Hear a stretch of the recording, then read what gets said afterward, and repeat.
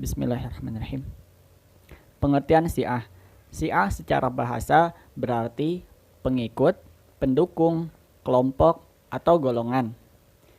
Syiah kata jamaknya yaitu Syia'un. Dalam Al-Quran, Syiah juga disebutkan pada surah Al-An'am ayat 159. A'udzubillahi minasyaitonirrajim. Innal ladzina farraqu dinahum wa kanu syi'an lasta minhum fi syai' innama amruhum ilallahi thumma yunabbi'uhum bima kanu yaf'alun. Sesungguhnya orang-orang yang memecah belah agamanya dan mereka menjadi terpecah dalam golongan-golongan, sedikitpun engkau Nabi Muhammad SAW tidak bertanggung jawab terhadap mereka. Sesungguhnya urusan mereka terserah hanya kepada Allah Subhanahu wa taala. Kemudian Dia akan memberitahukan kepada mereka apa yang telah mereka perbuat. Selanjutnya terdapat di surah Maryam ayat 69. Tsumma lanazi'anna min kulli syi'atin ayyuhum asyaddu 'ala ar-rahmani 'itiyya. Artinya, kemudian pasti akan kami tarik dari setiap golongan siapa di antara mereka yang paling durhaka kepada Yang Maha Pengasih. Nah, secara istilah menurut Muhammad Husain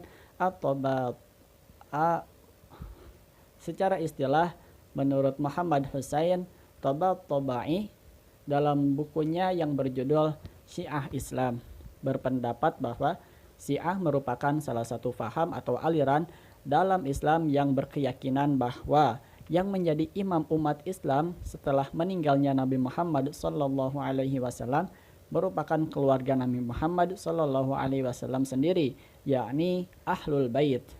Mereka adalah paman Nabi Muhammad SAW, Abbas bin Abdul Muttalib, dan saudara sepupu sekaligus juga menantu Nabi Muhammad SAW, Ali bin Abi Thalib, dan keturunan-keturunannya. Dalam ensiklopedia Islam, Syiah merupakan kelompok aliran atau paham yang mengidolakan Ali bin Abi Thalib sebagai imam-imam atau para pemimpin agama dan umat setelah Nabi Muhammad SAW. Namun, definisi tersebut definisi tersebut disanggah oleh Kyai Haji Sirajuddin Abbas. Beliau menanggapi bahwa yang mencintai Ali bin Abi Thalib tidak hanya golongan Syiah, namun semua umat muslim juga mencintai Ali bin Abi Thalib beserta keturunannya. Nah, dari pemaparan di atas dapat kita simpulkan bahwa Syiah yaitu beberapa kaum muslim yang pada bidang agama dan spiritualnya merujuk pada keturunan-keturunan Nabi Muhammad SAW atau disebut juga Ahlul Bait.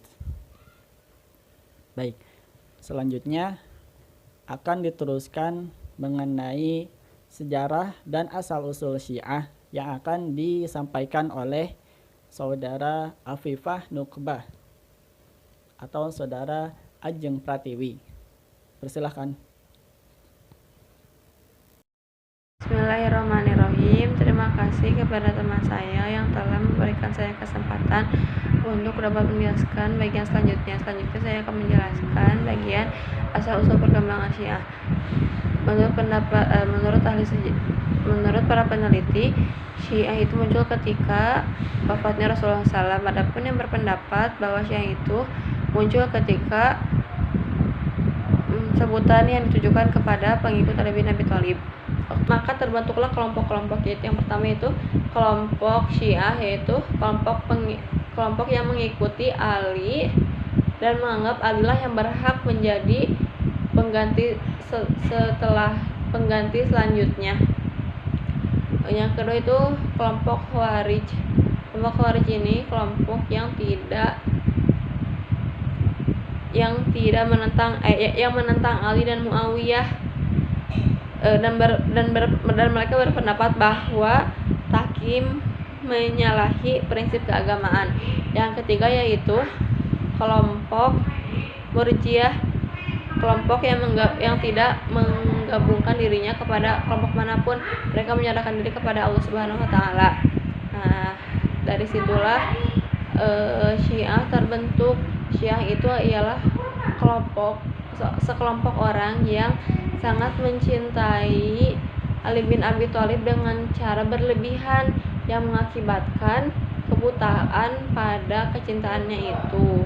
Maka adapun karena kecintaannya itu sampai membenci sahabat yang lainnya dan ajaran-ajarannya pun berbeda. Terima kasih, sekian. Saya serahkan kepada teman saya selanjutnya. Terima kasih kepada teman saya yang telah mempersilahkan saya untuk membahas materi selanjutnya. Nah, pada pembahasan materi selanjutnya, saya akan membahas mengenai perkembangan dari aliran Syiah. Nah, aliran Syiah ini terbagi menjadi 4 kelompok. Kelompok yang pertama yaitu kelompok aliran Isna Asyariyah atau Imamiyah. Kenapa sih dinamakan dengan aliran Isna Asyariyah? Karena arti dari Isna Asyariyah itu sendiri artinya 12. Nah, pada aliran ini mereka mempercayai bahwa yang pantas untuk menjadi imam itu hanya ada 12 imam. Nah, ini adalah imam-imam yang menurut mereka pantas untuk memimpin. Yang pertama ada Ali bin Abi Thalib atau biasa disebut dengan Amirul Mukminin.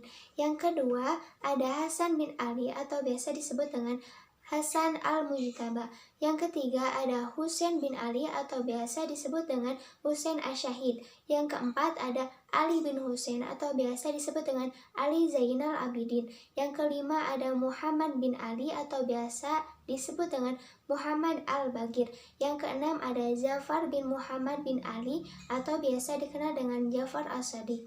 Yang ketujuh ada Musa bin Ja'far atau biasa disebut dengan Musa al-Kazim.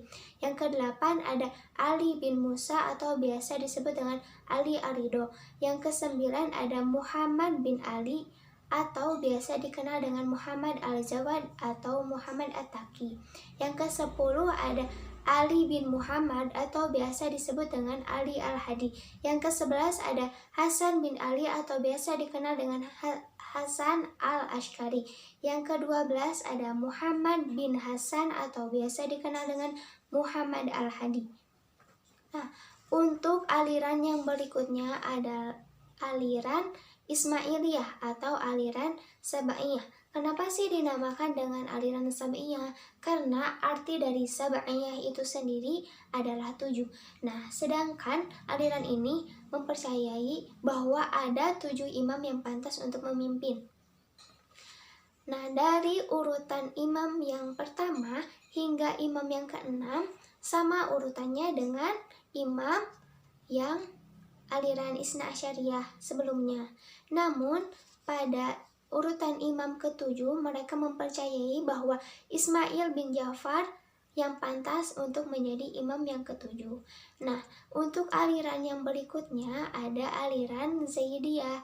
Nah, aliran Zaidiyah ini berpendapat bahwa yang pantas untuk memimpin itu ada 5 imam.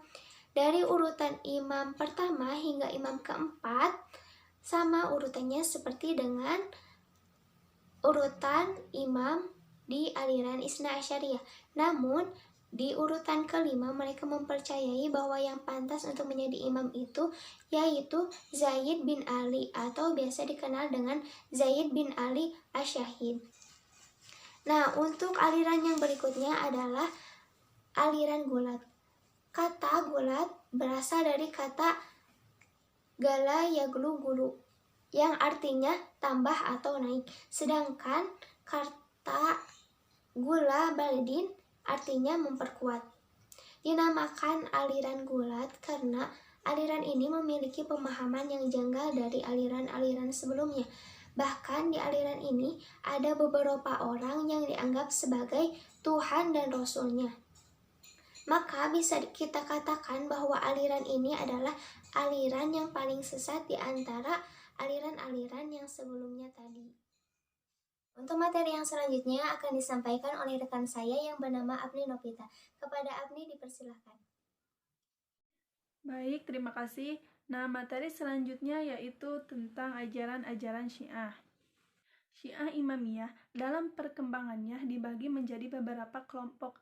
Nah, yang akan dibahas di sini yaitu Syiah Isna Asyariah. Madhab Syiah diyakini sebagai madhab Rasulullah dan Ahlul Bait yang dikenal dengan gagasan usul al-din yang memiliki 5 akar yaitu yang pertama yaitu tauhid atau keesaan Tuhan. Tuhan adalah satu, keesaan Tuhan tidak tersusun atau murakab. Tuhan tidak membutuhkan apapun, ia tidak bergantung kepada orang lain dan tidak dibatasi oleh ciptaannya. Yang kedua, al-ad atau keadilan. Tuhan menciptakan keadilan. Ketidakadilan dan kezaliman adalah indikasi kebodohan dan ketidakmampuan yang jauh dari kesempurnaan dan kehendak Tuhan. Tiga, yaitu nubuah. Rasul merupakan petunjuk hakiki utusan Tuhan yang diutus untuk memberikan acuan dalam membedakan antara yang baik dan yang buruk. Syiah Asyariah percaya sepenuhnya tentang ajaran tauhid dengan kerasulan dan Nabi Adam hingga Nabi Muhammad SAW dan tidak ada lagi setelahnya. Yang keempat, Ma'ad atau hari kiamat. Ma'ad adalah hancurnya seluruh alam untuk menghadapi penghakiman Allah di akhirat setelah kehidupan di dunia. Umat muslim harus yakin adanya hari kiamat yang terdapat dalam Al-Quran dan Sunnah tentang surga, neraka, alam barzah, sirat, Alkitab atau catatan perbuatan manusia. Yang kelima, imamah. Imamah berasal dari bahasa Arab yaitu imam yang berasal dari kata amma yang bermaksud mengikuti. Jadi, imamah berarti meyakini bahwa Allah Subhanahu wa Ta'ala melalui lisan para nabinya telah mengangkat orang soleh untuk dijadikan pendamping umat. Dalam konsep iman, Syiah menerima bahwa Allah adalah Tuhan satu-satunya yang patut disembah. Syiah juga menerima bahwa syahadat menjadi syarat Islamnya seseorang. Jika dilihat dari perspektif gagasan Islam, gagasan keesaan Allah yang diyakini Syiah akan tampak ketidakmurnian pengesaannya kepada Allah karena menyematkan sifat ba'da kepada Allah. Sifat ba'da adalah menjatuhkan pilihan yang sebelumnya karena ada ide baru. Kemudian dalam pelaku dosa besar, pelaku dari dosa besar bukanlah orang yang berada dalam kedudukan antara mukmin dan kafir, tetapi muslim yang berdosa adalah perkataan Syiah Imamiyah, Syiah Zaidiyah pasti dekat dengan Mu'tazilah. Itu bukan sesuatu yang tidak biasa, mengingat Wasil bin Atha memiliki hubungan dengan Zaid Muzan. Momen bahkan mengatakan yang diperiksa Zaid pernah mempelajari itu dengan Wasil Atha. Kemudian sifat-sifat Tuhan. Ide tauhid Syiah ingin mensucikan Tuhan dari segala sesuatu. Akibatnya meniadakan sifat-sifat Allah itu menyiratkan bahwa Tuhan tidak memiliki pengetahuan, tidak adanya kekuatan, dan lain-lain. Jika Tuhan mempunyai sifat-sifat, maka harus kekal seperti zat Tuhan dan akan membawa kepada paham banyak yang kekal dan syirik. Peran wahyu dan akal. Pendapat kelompok Syiah dalam masalah imamiyah seakan-akan memberi pemikiran banyak kepada seorang imam yang memiliki jabatan ilahi dan kuasa seperti Allah. Itu dilihat dari perbandingan wahyu dan akal. Kalangan Syiah sama seperti aliran Maturidiyah, yaitu tetap mengutamakan para akal dan wahyu. Perbuatan Tuhan dan perbuatan manusia. Susunan praktis sama dengan madhab Qadariyah dan Mu'tazilah. Sebagaimana yang ditunjukkan oleh Qadariyah, manusia mempunyai iradat juga kudrat, bahwa Allah telah membekali manusia sejak lahir dengan kudrat dan iradat sebagai kapasitas untuk mewujudkan perbuatan. Kemudian, kehendak mutlak dan keadilan Tuhan. Gagasan kesetaraan Syiah sama dengan Mu'tazilah yang berprinsip tentang keadilan dengan mengucap bahwa Tuhan itu adil dan mustahil berbuat zalim dengan mengharukan hambanya untuk menanggung akibat perbuatannya. Sekian materi yang saya sampaikan. Materi selanjutnya yaitu akan disampaikan oleh Alwi Ardiansyah. Dipersilahkan. Bismillahirrahmanirrahim. Perkembangan Syiah di Indonesia. Bila kita lihat dari sejarahnya, yang saya kutip dalam sebuah jurnal, jadi perkembangan Syiah di Indonesia dibagi menjadi 4 generasi. Nah, generasi pertama Syiah itu sudah masuk ke Indonesia mulai masa awal Islam masuk ke Indonesia, yaitu melalui para penyebar Islam orang-orang Persia. Nah, tapi Syiah juga pertama kali masuk ke Aceh, yang raja pertamanya kerajaan Samudra Pasai yang terletak di Aceh yang bernama Marah Silu. Nah, dia adalah seorang pemeluk Islam versi Syiah dengan memakai gelar Sultan Malik Saleh. Berikut juga dengan tokoh-tokoh ulamanya seperti Abdullah Al-Samatrani, Hamzah Fansuri, Ismail bin Abdullah, Nurdin Ar-Rayi, dan Burhanuddin. Nah, akan tetapi pada zaman Sultan Iskandar Tsani, kekuasaan Aceh dipegang oleh ulama ahli sunnah atau kita tahu Sunni.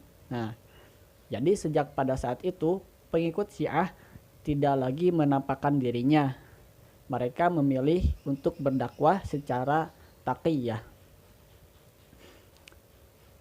Sebelum meletus revolusi Iran tahun 1979, Syiah sudah ada di Indonesia baik secara Imamiyah, Zadiyah maupun Ismaiyah. Namun mereka menyimpan keyakinan tersebut hanya untuk diri mereka sendiri dan keluarga mereka sendiri, keluarga terdekat mereka sendiri, belum menyebarkan kepada orang lain. Nah, selanjutnya generasi ketiga. Pada generasi ini didominasi oleh kalangan intelektual, akademisi, dan sebagainya, yang termasuk golongan menengah ke atas. Mereka tertarik kepada Syiah sebagai alternatif pemikiran Islam. Nah, jadi mereka lebih tertarik terhadap pemikiran Syiah daripada ritus-ritus atau fikihnya. Dari segi struktur sosial, generasi ini terdiri dari kelompok menengah ke atas, tadi sudah dibahas, dan banyak di antara mereka juga yang memiliki akses hubungan Islam internasional.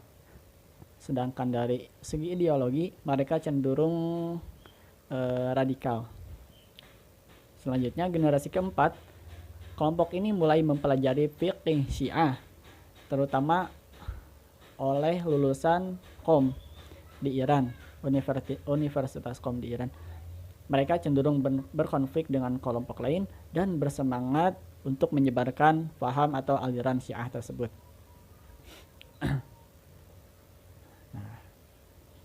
Jadi, meskipun penganut Syiah sudah lama ada di Indonesia, akan tetapi kajian intelektual dan pengajian kelompok Syiah mulai ramai pada sejak revolusi Irak tahun 1979. Mereka aktif melalui berbagai kelompok diskusi, yayasan, lembaga pendidikan seperti pesantren, madrasah, dan lain sebagainya. Nah, seperti itu sampai saat ini. Wabillahi taufik wal hidayah. Wassalamualaikum warahmatullahi wabarakatuh.